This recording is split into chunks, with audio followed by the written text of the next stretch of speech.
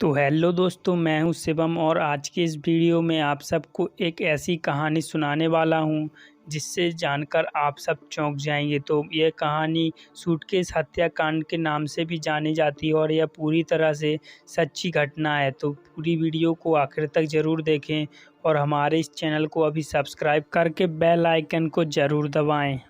तो ये कहानी 2 दिसंबर से शुरू होती है। मुंबई के माहिम बीच पर एक सूटकेस में अधकटी लाश मिलती है। इस सूटकेस में लाश के साथ साथ कुछ कपड़े भी थे जिन पर खून लगा हुआ था। सूटकेस में लाश देखकर लोगों ने पुलिस को सूचना दी। पुलिस तुरंत मौके पर पहुंची। पुलिस ने सूटकेस को जब्त कर लिया और छानबीन शुरू कर दी, पर पुलिस के हाथ कोई भी सबूत नहीं लगा और मौके पर ना ही कोई ऐसा गवाह मिला जिसने इस सूटकेस को किसी को लाते हुए देखा हो। सूटकेस और लाश की अच्छी तरह जांच करने पर पुलिस को एक शर्ट का टैग मिला। इस टैग के अलावा ऐसा कोई भी सबूत पुलिस के हाथ नहीं लगा जिससे कि वह कातिल का पता लगा सके। उस टैग की अच्छी तरह जांच करने के बाद पुलिस को ये पता लग गया कि ये टैग एक ट्रेलर का है जिसकी दुकान मुंबई के ही कुर्ला पश्चिम में मौजूद थी। यहाँ पुलिस की किस्मत बहुत अच्छी थी क्योंकि शर्ट के बिल की एक कॉपी टेलर के पास मिल गई, जिसमें पता चल गया कि शर्ट बेनेट रिबेला नाम के एक व्यक्ति ने सिलवाई थी। लेकिन पुलिस को अगले ही पल पता लगा कि इस बिल के साथ ना तो कोई मोबाइल नंबर है और ना ही कोई पता। अब पुलिस के पास कार्रवाई करने के लिए सिर्फ एक नाम था और वह नाम था बेनेट रिबेलो। जब पुलिस ने फेसबुक पर इस नाम को सर्च किया तो कई सारी प्रोफाइल पुलिस के सामने आ गईं। तभी पुलिस की नज़र एक फ़ोटो पर पड़ी जिसमें एक व्यक्ति लाल बड़ा स्वेटर पहने हुए था, जो पुलिस को सूटकेस में लाश के साथ खून में लथपथ मिला था।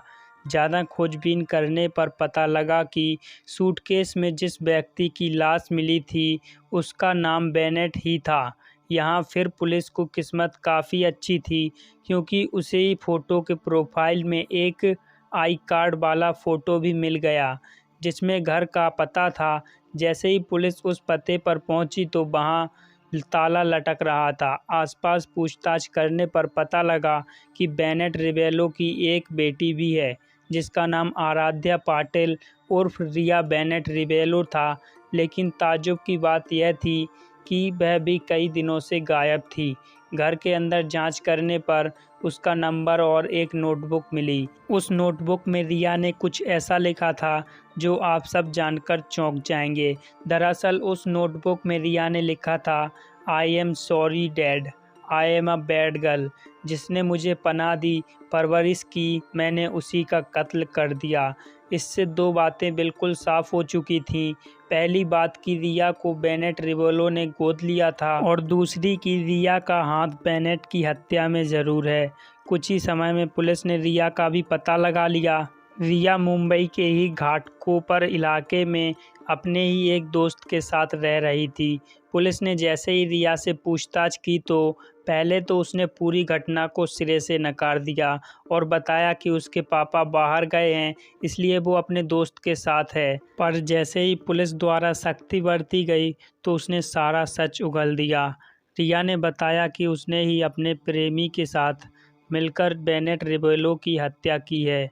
कारण पूछे जाने पर पता लगा कि बेनेट रिया के साथ यौन शोषण करता था, इसीलिए उसने बेनेट को ठिकाने लगा दिया। उसने बताया कुछ समय पहले मंदिर के पास उसे करीब 16 साल का लड़का मिला। दोनों की दोस्ती बढ़ती गई और मामला प्यार तक पहुंच गया। जिसके बाद रिया ने अपने पिता की सच्चाई उसे बताई तो दोनों ने बेनेट को ख़त्म करने का प्लान तैयार किया। 26 नवंबर को जैसे ही बेनेट अपने घर आया तो बेनेट के घर पर वह लड़का और रिया दोनों छुपे हुए थे। बेनेट के ऊपर पीछे से लड़के ने हमला कर दिया और सिर पर भारी चोट मारी, जिसके कारण बेनेट मौके पर ही बेहोश हो गया और फिर दोनों ने मॉस्किटो स्प्रे से मुंह दबाकर उसका गला घोंट दिया। इसके बाद बेनेट के शरीर को पूरे एक रात के लिए बाथरूम में छोड़ दिया जिससे कि पूरा खून बाथरूम में ही बह जाए और बाजार से 10 तेज धार वाले बड़े चाकू खरीद कर लाए और अगले ही दिन बेनेट के शरीर के छोटे छोटे टुकड़े करने शुरू कर दिए। वह चाकू बहुत ही दूर से लाए थे, जिससे कि किसी को कोई भी शक ना हो सके, और अगर कोई पूछताछ भी करे कि चाकू किस लिए चाहिए तो वह आसानी से कोई भी बहाना बना सके। शरीर के छोटे छोटे टुकड़े करने में भी उन्हें काफ़ी ज़्यादा परेशानी हुई, क्योंकि शरीर के कई ऐसे अंग भी थे जो कि आसानी से उन चाकुओं से नहीं कट रहे थे। इसीलिए रिया ने बताया, ऐसे हिस्सों को काटने के लिए उसने पहले चाकू को गर्म किया और फिर चाकू के ऊपर ठोकर मारकर उन्हें भी काट दिया। शरीर के छोटे छोटे हिस्से कर देने के बाद फिर से वह बाजार गए और वहां से उन्होंने कई सूटकेस खरीदे, और उन सूटकेस में शरीर के एक दो अंगों के साथ कुछ कपड़े भी रख दिए, जिससे कि किसी को शक ना हो, और अगर कुछ खून भी निकले तो वह उन कपड़ों में रह जाए और सूटकेस से बाहर ना गिरे। ऐसा करने के बाद सूटकेस को अलग अलग जगहों पर फेंक दिया। रिया का इतना सब बताते ही पुलिस ने उसे तुरंत हिरासत में ले लिया, और फिर उससे और भी पूछताछ की गई, जिसमें कि उसने पूरा जुर्म कबूल कर लिया, और फिर उसके प्रेमी को भी बहुत ही जल्द पकड़ लिया गया। इस पूरे हत्याकांड में दोनों बराबर के दोषी पाए गए, क्योंकि रिया के साथ साथ उसके प्रेमी का भी इस पूरी घटना में स्वार्थ था। रिया की 17 साल थी, जबकि वो खुद 16 साल का था, तो उसके रिश्ते के लिए परिवार वाले नहीं मानते और ना ही बेनेट मानता। इसीलिए उसने बेनेट को ठिकाने लगा दिया, और बेनेट संगीत की शिक्षा देते थे, इसलिए वह काफ़ी अमीर भी थे, जबकि वह लड़का इतना ज़्यादा अमीर नहीं था। इसीलिए पुलिस ने दोनों के ऊपर कार्रवाई की, और इस पूरे हत्याकांड में दोनों को बराबर की सज़ा मिली। यहाँ पर रिया ने भी गलती की, क्योंकि वह अपना बचाव करने के लिए पुलिस के पास भी जा सकती थी, लेकिन उसने ऐसा नहीं किया, क्योंकि उसकी नज़र भी बेनेट की संपत्ति पर थी। बेनेट ने रिया के साथ गलत किया, इसलिए अंत में उसे भी गलत अंजाम ही मिला। आप सबकी इसमें क्या राय है? रिया को क्या करना चाहिए था?